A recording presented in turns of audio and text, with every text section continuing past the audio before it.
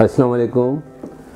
मेरा नाम डॉक्टर जय कृष्ण है। I am working as a professor of a paediatric department children hospital Pakistan institute of medical sciences और which is affiliated with Shaheed Zulfikar Ali Bhutto medical university. आज इधर आने का मकसद ये है कि हम आपको बता सकें कि ये कोविड-19 क्या बीमारी है, इससे हम किस तरह बच सकते हैं और अगर ये हो जाए तो क्या क्या हम कर सकते हैं। इसके बारे में हम आपको कुछ चीज़ें बताएंगे।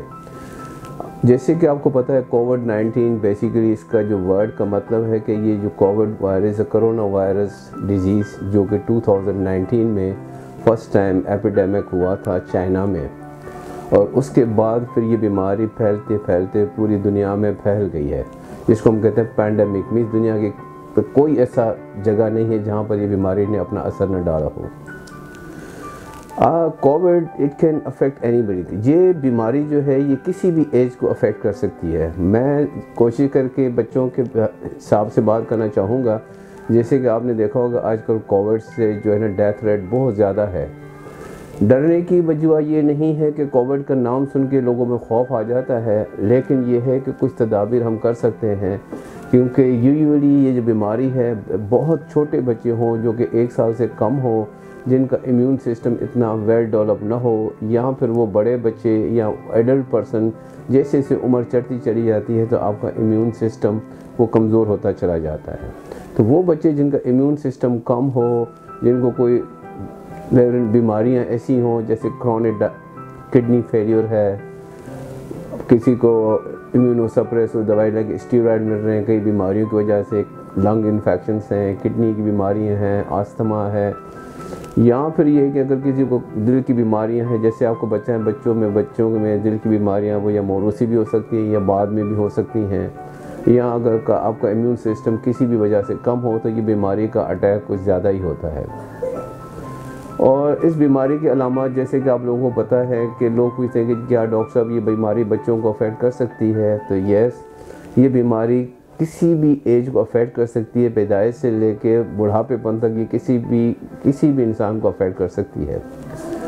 जैसा कि हमने देखा होगा कि बच्चों में ये बीमारी बहुत ही कम है। को आपने देखा होगा 1 से 2% मुश्किल से कोई बच्चे हैं दो अफेक्टेड, और उसमें से भी जो है ना आपके जो है ना डेथ रेशो इन न्यूबॉर्न या बच्चों में कोई 1 to 1.5% के करीब है। ये जितनी उम्र बढ़ती चली जाएगी इम्यून सिस्टम पे होगा तो उसमें रिस्क ऑफ डेथ ज़्यादा है। तो लोग कहते हैं कि डॉक्टर साहब हर बच्चा जिसको फ्लू है या कफ है वो कोविड नहीं है। हमारे इधर ये बेसिकली लोगों में इतना डर लाया गया है कि एक बच्चा जिसको फ्लू हो कफ हो इमीडिएटली रश करता है डॉक्टर के पास और बताना शुरू करते हैं डॉक्टर साहब कहीं इसको कोविड तो नहीं हुआ। देखिए कोविड अगर होगा तो आपकी history is very very important. अगर वो बच्चा किसी ऐसी जगह ऐसे घर में रहता है जहाँ पर किसी बड़े को कोविड है जो कि लेबॉरेटरी से कंफर्म हो चुका है, यस, उसमें फिर रिस्क ज़्यादा है। यहाँ कहीं पे बच्चे को आप ऐसी जगह ले गए जहाँ बहुत ज़्यादा रश हो, बाज़ार है, एग्जीबिशंस हैं, रेलवे हैं, स्टेशंस हैं, ठीक है, कहीं पे आपने सफ़र किया हुआ जहाँ बहुत ज़्यादा लोग हों, तो यस उसमें रश में रिस्क होना है। तो हम इस तरह किस तरह बचा सकते हैं? तो हाँ, यस, अगर एक बच्चों में जो सिम्टम्स हैं वो तकरीबन बड़ों के सिम्टम्स के साथ ही होते हैं, लेकिन दे में प्रेजेंट विद खांसी है, बुखार है, अगर बच्चे की सांस एकदम ख़राब हो जाती है तो ये symptom viral infection like flu virus में भी हो सकते हैं। लेकिन अगर आपको कांटेक्ट की हिस्ट्री है, फैमिली में किसी को कोविड है, तो फिर आपको हाई डिग्री ऑफ सस्पिशियस रखनी चाहिए कि जी हो सकता है कोविड हो। लेकिन बच्चों का अपना इम्यून सिस्टम इतना अच्छा होता है कि उनमें यूजुअली जो है ना इतनी ज़्यादा सीवियर प्रॉब्लम होते नहीं हैं। सीवियर प्रॉब्लम लोग कहेंगे जी वो उसका मतलब क्या है डॉक्टर साहब? सीवियर कहिए कि अगर बच्चे की सांस बहुत ख़राब हो, वो बच्चा सही तरीके से ऑक्सीजन ना ले सक रहा हो, बच्चा नीला पड़ रहा हो, बच्चे के हाथ पैर ठंडे हो रहे हों, ठीक है, खाना पीना छोड़ जाए, परसिस्टेंट वॉमिटिंग हो जाए, डायरिया हो जाए, तो हम समझते हैं कि ये थोड़ी सी सीरियस अलामात हैं। Then you have to consult the doctor कि जी डॉक्टर साहब हमारे फैमिली में भी किसी को कोविड है, इस बच्चे को कोविड, हम क्या करें? तो फिर आपको पता है कि सिंपल से हम जो टेस्ट वगैरह कर लेते हैं, तो लोग कहते हैं कि डॉक्टर साहब हम सीरोलॉजी करवा लें, डॉक्टर साहब हम ये नाक वाला टेस्ट करवा लें, डॉक्टर साहब कौन सा टेस्ट करवाएं? तो ये टोटली डिपेंड करता है कि आपकी हिस्ट्री पे। अगर एक बच्चे की हिस्ट्री के 2, 3, 4 दिन हुए हैं, कुछ सिम्टम्स हो चुके हैं, फैमिली में कांटेक्ट है, तो बेस्ट तरीका ये है कि आप उसका नाक का या मुंह से जो हम सैंपल लेते हैं, जिसको हम नेज़ोफेरेंजियल स्वाब हैं या ओरोफेरेंजियल स्वाब है, वो लेके फिर उनका हम PCR कर लेते हैं। लेकिन अगर एक माँ परेशान है कि जी डॉक्टर साहब हमारे घर में 2-3 बंदों को कोविड हो चुका है, 2-3 हफ्ते हो चुके हैं, तो अब बताएं क्या इस बच्चे को कोविड था या ना हो। तो उस सिचुएशन में देखें, अगर हम PCR करवाएंगे तो हो सकता है कि वो नेगेटिव आए। तो उस सिचुएशन में usually we go for serology. Serology जो पॉजिटिव टेस्टिंग है वो यूजुअली 3 से 4 हफ्ते के बाद ही पॉजिटिव आती है, क्योंकि उससे पहले आपका इम्यून सिस्टम डेवलप हो रहा होता है, तो एंटीबॉडी डेवलप होने के लिए थोड़ा टाइम चाहिए। और बच्चों में ज़्यादातर 80 से 90% बच्चे ये खुद ब खुद ठीक हो जाते हैं, आपको पता भी नहीं लगता कि इसको कोविड था या न था।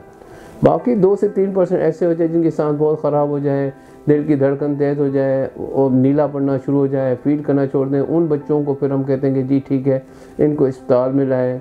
लेकिन अस्पताल भी तो ज़ाहिर कोई अच्छी जगह तो नहीं है ना। लेकिन ये एक ज़ाहिर अगर आप बच्चे की ऑक्सीजन बेहतर नहीं है तो आप अस्पताल नहीं आए।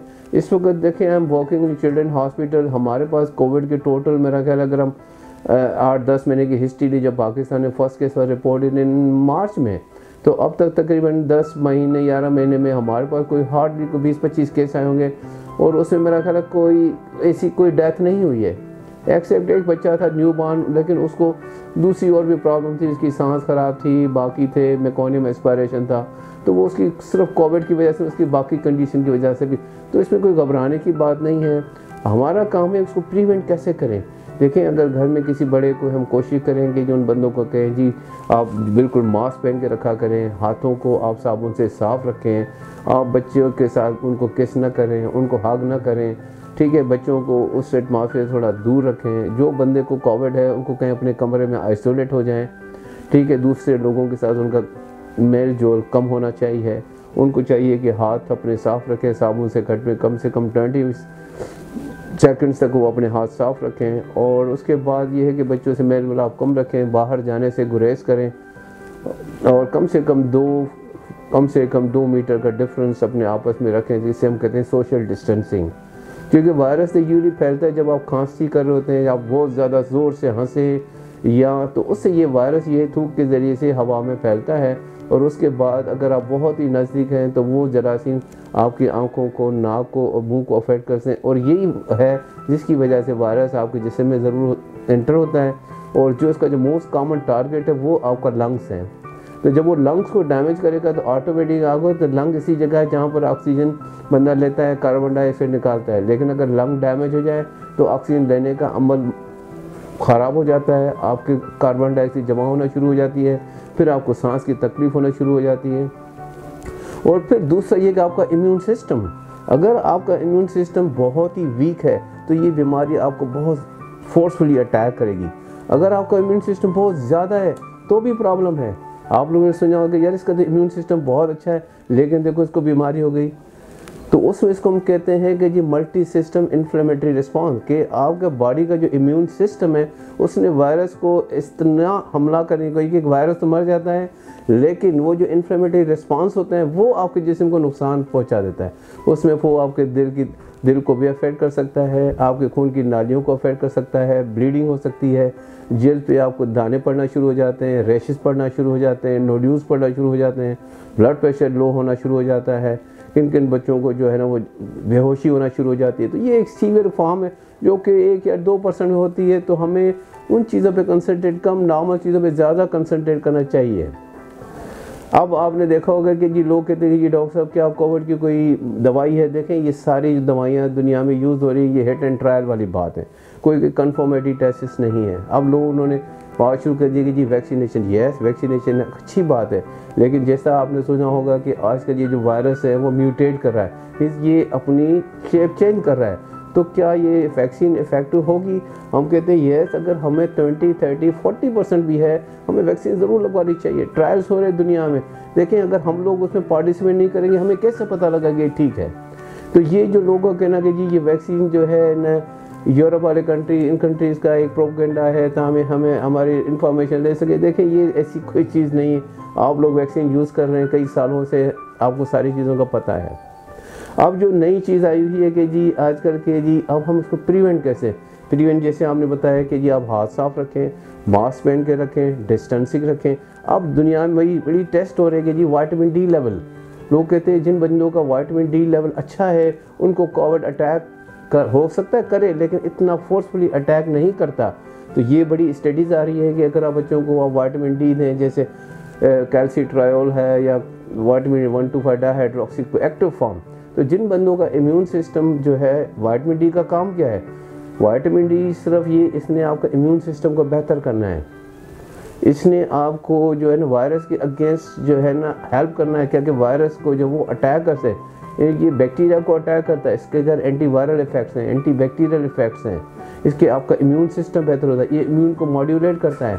तो ये सारी चीज़ें वायरस को अटैक करने में से बचाती है हमें। अब जैसे विटामिन डी है, आप कहते हैं कि जी ये ज़्यादातर लंग को अफेक्ट करता है, तो विटामिन डी का काम क्या है कि ये जो लंग के ऊपर जो झिल्लियाँ होती हैं, जहाँ पर एपिथेलियल सेल्स होते हैं, उनका काम होता है कि जब भी कोई वायरस आता है वो इन सेल्स के थ्रू अंदर जाएगा।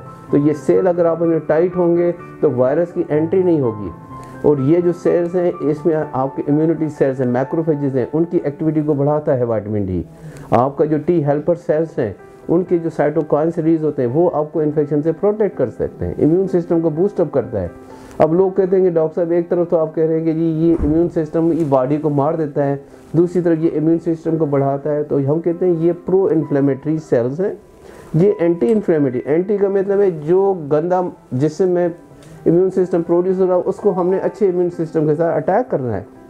तो ये है। अब आपने देखा होगा कि वो बंदे जो नॉर्दर्न एरिया में या जो माउंटेन्स एरिया में रहते हैं, जहाँ पर ठंड ज़्यादा होती है, लोग बाहर नहीं निकलते, सन एक्सपोजर नहीं है, उनमें विटामिन डी कम है, तो वो देखा गया कि वो बंदे जो नॉर्दर्न एरिया में उनमें कोविड अटैक ज़्यादा होता है क्योंकि उनका विटामिन डी कम है। तो अगर हम अपना विटामिन डी एक खास लेवल पे लेके आएंगे तो आपका इम्यून सिस्टम बूस्ट होगा और आप काफ़ी हद तक कोविड के जो नुकसानात हैं, जो इफेक्ट, उससे बचाव कर सकते हैं।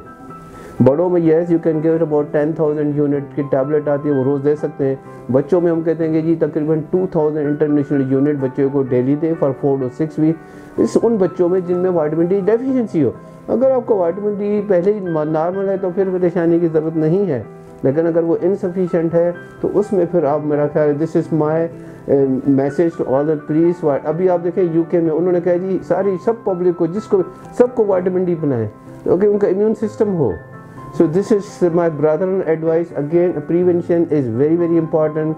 हाथ साफ रखें, साबुन से, सैनिटाइजर यूज़ करें, मास्क पहने, सोशल डिस्टेंसिंग है, अननेसरी ऐसी जगहों पे शादियाँ, बाज़ार, मेले शेरे उधर जाने से गुरेज करें। This is my brother and advice. Thank you very much.